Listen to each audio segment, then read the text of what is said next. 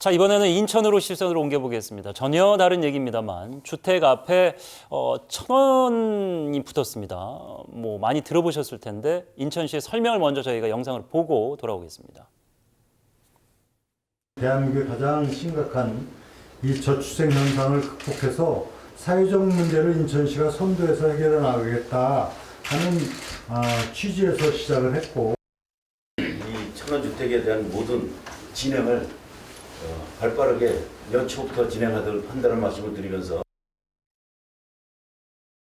저희가 이제 동네 소위 말하는 이제 다 있어 가도 1,000원짜리는 없어요. 요즘에 보면은 1,000원짜리 1,000원 샵도 다 거짓말이면 다 2,000원, 3,000원인데 주택 앞에 1,000원이 붙었습니다. 1,000원 주택 정책을 발표한 뒤에 언제 입주할 수 있나 뭐 많은 분들이 이제 기다림을 해왔는데 예비 입주자 모집 공고가 들어갔어요. 경쟁률이 어마어마할 것으로 예상되는데. 예, 그렇습니다. 앞서 유정복 시장의 얘기처럼 인천의 대표적인 저출생 정책의 하나가 바로 이른바 1,000원 주택입니다. 이게 예. 본격적으로 시행 추진되는데요.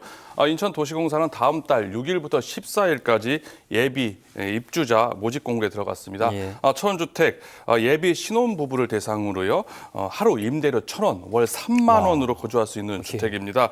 이번에 제공되는 주택 500가구 전체 모집 인원은 1,000명으로 이 동고가 진행이 되고 있는데요.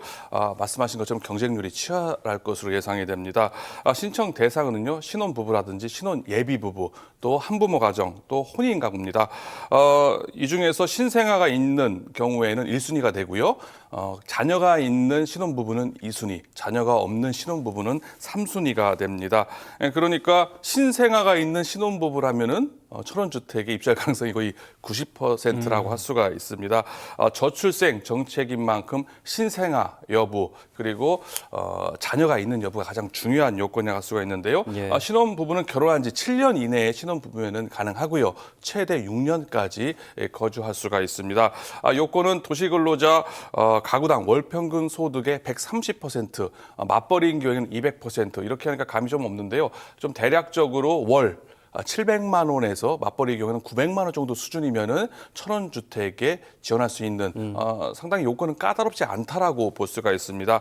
다만 자산이 3억 6,200만 원 이하인 가구만 이번에 1,000원 주택에 신청할 수가 있습니다. 단순 개발을 해봐도 1년에 36만 5천 원, 최대 6년까지 산다 그러면 한 200만 원으로 주택 걱정 없이 일단 살 수 있는 건데 그 사이에 이 돈을 뭐 아이를 키운다든가 아니면 자가주택을 위한 적금을 든다든가 굉장히 유리한 상황으로 갈 수가 있습니다.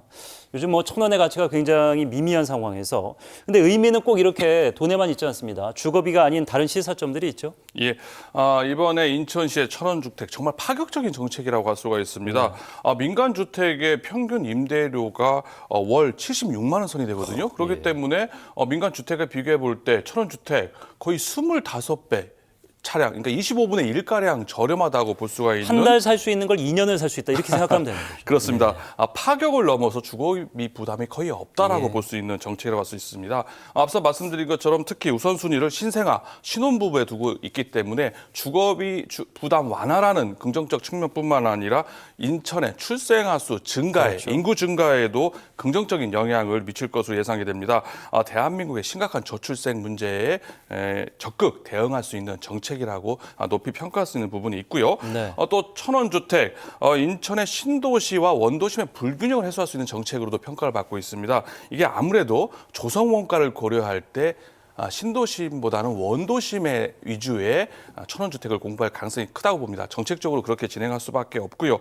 1,000원 주택을 통해서 젊은 층들이, 신혼부부들이 원도심에 유입이 되면서 원도심 활성화를 시킬 수 있다는 장점이 있습니다. 시사하는 바가 크다고 볼 수가 있는데요. 다만 젊은 층이 출퇴근이 용이하게 하기 위해서 교통이 편리하다든지 접근성이 가까운 역세권 근처에다가 1,000원 주택을 공급해야 되는 점이 인천시 그리고 도시공사가 착안하고 준비해야 될 과제가 아닌가 싶습니다. 예.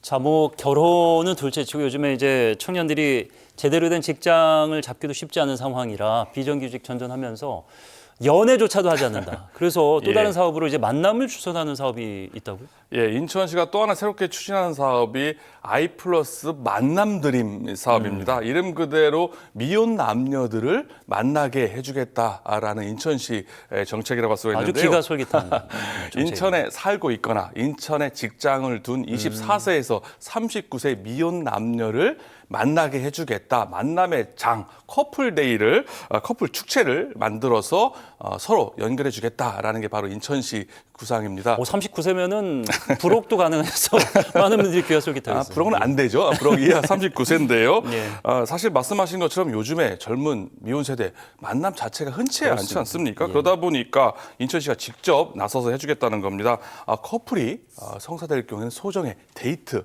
쿠폰까지 지급이 되고요. 예. 또 거기에 아이플러스 만남 드림 사업에는 또 나만의 결혼식이라고 있습니다. 그래서 여기 결혼식 비용을 일부 지원을 해줍니다.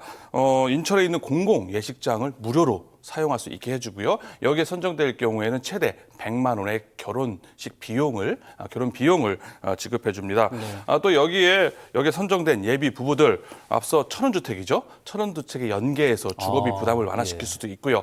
이게 아이플러스 집드림 사업이요. 천원주택뿐만이 아니라 신생아 특례 디딤돌 대출에 있어서 추가로 이자를 다 지원하는 연계가 정책을 됐군요. 인천시가 추진하고 있기 때문에 이렇게 될 경우에는 1%의 금리로 신생아 대출을 받을 수 있다는 장점이 있기 때문에 이런 걸 연계해서 저수생 문제를 적극적으로 대응하겠다라는 게 바로 인천시 구상입니다. 예.